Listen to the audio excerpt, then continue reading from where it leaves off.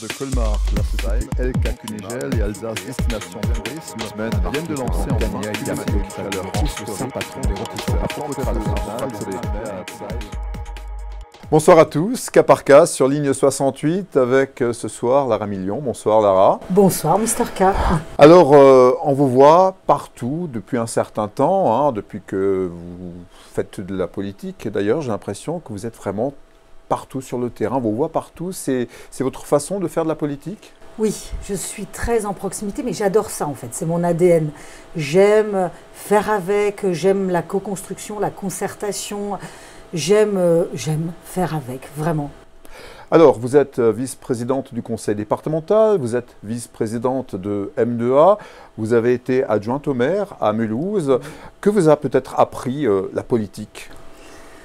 Alors déjà, la politique m'a appris à travailler avec d'un côté les fonctionnaires des collectivités territoriales, en même temps avoir ce pouvoir de décision, d'engagement et de décider, parce qu'un élu est là pour décider. Un élu est là pour décider, mais pas tout seul. C'est-à-dire qu'avant, il y a aussi le côté concertation en proximité. Et je pense que c'est ça l'intérêt et c'est ce qui est passionnant quand on fait de la politique. Quand on fait de la politique, on a d'un côté, bien sûr, les textes, la réglementation, l'administration, et de l'autre côté, eh bien, le bon sens, le faire avec. Et voilà, alors ça m'a appris beaucoup, mais je le savais déjà un peu parce que si on l'a pas au fond de soi-même, je pense que clairement on ne peut pas faire. Vous avez été candidate il y a quelques années aux législatives, effectivement. Oui. C'était une grosse expérience pour vous. Qu'est-ce que vous en avez retenu ? Alors, j'en ai retenu plusieurs choses. D'abord, j'ai retenu le fait que quand on n'est pas aidé, parce que je suis partie sans étiquette, je le rappelle, aujourd'hui j'ai 6 étiquettes, c'est-à-dire j'ai 6 partis et 6 sensibilités différentes, c'est très difficile parce qu'il faut être porté. Quand on fait une élection, il faut véritablement être porté. Et puis, c'était un échec, parce qu'il faut le dire, et l'échec fait mûrir les personnes. Et j'ai beaucoup mûri, j'ai beaucoup évolué. Alors justement, parmi ces 6 étiquettes, vous avez celle du parti animaliste. On a l'impression que les animaux s'immiscent ou s'invitent un peu de plus en plus dans cette campagne. Et je pense que tout est important aujourd'hui. Aujourd'hui, il y a le côté environnemental, il y a aussi bien sûr le côté sécuritaire, il y a le côté bien-être des animaux, c'est un tout. Et j'ai une chance formidable, c'est que grâce à ces différentes sensibilités et ces différentes personnalités qui sont avec moi, dans ma liste, les colistiers, eh bien nous portons plusieurs thématiques et j'ai avec moi des experts, des personnes passionnées et c'est comme cela que l'on peut réussir pour une ville comme Mulhouse, une ville de plus de 100 000 habitants. Il y a eu Jean-Marie Bockel, il y a eu Jean Rotner, Michel Lutz. À quel moment ça n'a plus marché entre vous et Michel Lutz ou Jean Rotner ? Alors ça s'est fait progressivement. En fait, en 2014, pendant l'élection, j'avais déjà quelques thématiques qui m'embêtaient avec Jean Rotner. Et c'est vrai que très rapidement, je me suis rendu compte qu'il supprimait tout ce qui existait. Les conseils de quartier, la proximité. Ensuite, il n'a pas réalisé ce que nous avions déjà fait entre 2008 et 2014. Les dossiers sur le renouvellement urbain étaient déjà quasi terminés. Rien n'a été fait pendant 6 ans. Et surtout, je pense que la vraie cassure, c'est quand il a décidé de partir à la région parce qu'il avait quand même dit « je serai maire à 100%, on l'a porté, on y a cru ».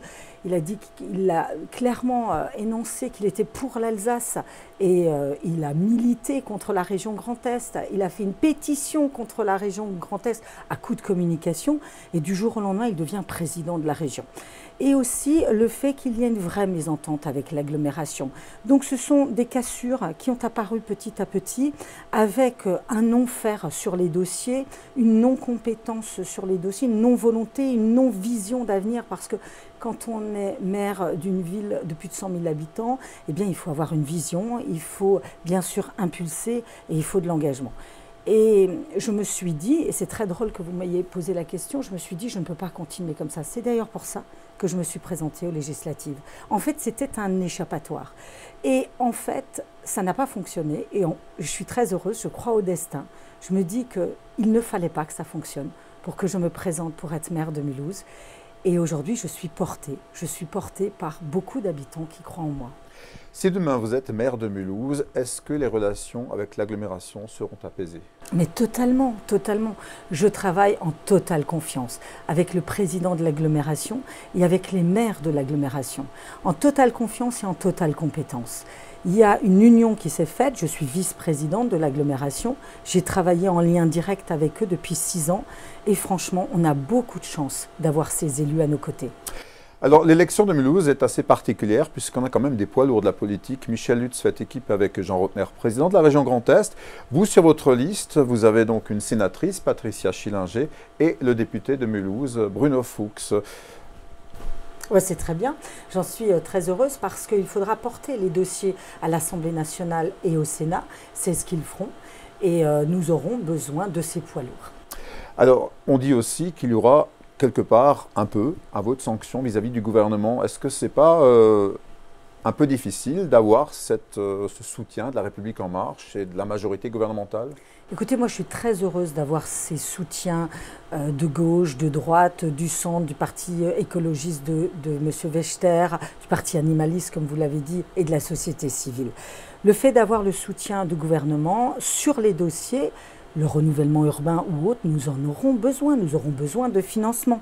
Il y a quelques semaines, l'Agence nationale de renouvellement urbain a débloqué 125 millions d'euros pour le renouvellement urbain de Mulhouse. Nous aurons besoin du gouvernement pour Mulhouse. Votre liste s'intitule « Mulhouse en vrai ». Qu'est-ce que ça veut dire?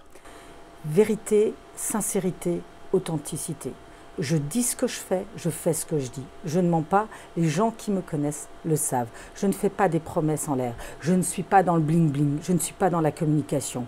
Quand je peux faire, je le dis. Quand je ne peux pas faire, je m'explique. On a malheureusement le coronavirus actuellement qui handicape votre campagne. Comment faites-vous campagne du coup? Eh bien, c'est vrai, c'est difficile et il faut beaucoup penser à déjà ces habitants qui sont malades. Il faut le dire, et une certaine psychose est en train de s'installer. C'est pour ça aussi qu'il faut quand même continuer à aller dans les commerces. Il faut rassurer en prenant les mesures, bien entendu, adéquates. Comment je fais campagne? Je vais faire des Facebook en live pour pouvoir échanger avec les habitants. Mais surtout, il faut dire aux habitants d'aller voter. C'est important. Et toutes les mesures seront faites pour qu'il n'y ait pas de souci par rapport à cela. L'abstention, c'est quelque chose de compliqué, surtout pour une ville de 100 000 habitants. Hein. Oui, tout à fait. C'est compliqué, mais des fois, je peux aussi comprendre que certains habitants, et ils me le disent, ont tellement été déçus par ces fausses promesses. Donc j'ai envie de leur redonner envie d'y croire. Si demain vous êtes maire de Mulhouse, quelles seront vos priorités? La proximité. Créer des mairies annexes de quartier. Dans chaque quartier, il y a 16 quartiers. Il faut une mairie annexe de quartier, avec un élu référent qui habite le quartier, avec des services administratifs pour justement accompagner par rapport aux démarches administratives, avec une police de proximité, avec la recréation des conseils de quartier, une vraie vie dans les quartiers pour justement développer ce bien vivre ensemble. Emmanuel Macron était à Mulhouse récemment. Quel souvenir en gardez-vous? Un très bon souvenir parce que je pense que déjà c'est un président de la République qui est courageux.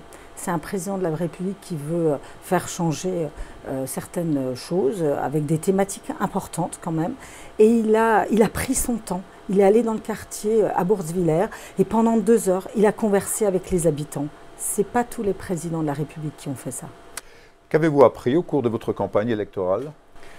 Eh bien, j'ai appris j'ai appris, non, je ne sais pas qu'est-ce que j'ai appris. J'ai appris, je ne sais pas si on peut dire que j'ai appris en fait. J'ai travaillé les dossiers, j'adore manager des équipes, c'est très passionnant. On apprend toujours sur des dossiers, sur des thématiques bien sûr, mais en fait, je continue à faire ce que j'aime. Est-ce que vous faites du vélo? Non, pas trop, parce que c'est dangereux, et surtout à Mulhouse. Mais on va développer le vélo à Mulhouse? Alors on va développer le vélo à Mulhouse. Alors j'ai bien sûr un vélo, j'en fais de temps en temps, mais j'en fais pas beaucoup parce que je le redis, les pistes cyclables à Mulhouse sont dangereuses. C'est du raccommodage. À un moment donné, vous êtes sur une piste et elle s'arrête et vous ne savez pas si vous devez aller sur la route ou sur le trottoir. Donc oui, il faut absolument recréer des pistes cyclables sécurisées et en continu. D'ailleurs, je lance une prime aussi à l'acquisition de vélos. On va terminer par ça, Lara. À quoi vous pensez le matin quand vous vous maquillez? Eh bien, je pense que j'ai beaucoup de chance. J'ai beaucoup de chance parce que je suis très bien entourée. J'ai une famille exceptionnelle et vous savez, quand on fait de la politique, c'est important que son mari, ses enfants, sa maman, eh bien, me portent. Ensuite, je pense que j'ai une équipe aussi formidable, une équipe de passionnés, de gens qui ont envie de s'engager. Et puis, je pense que j'ai vraiment envie d'être maire de Mulhouse. Merci beaucoup, Lara Millon. Bonne fin de campagne. Merci. De Colmar, la société LK Kunigel et Alsace Destination Tourisme viennent de lancer en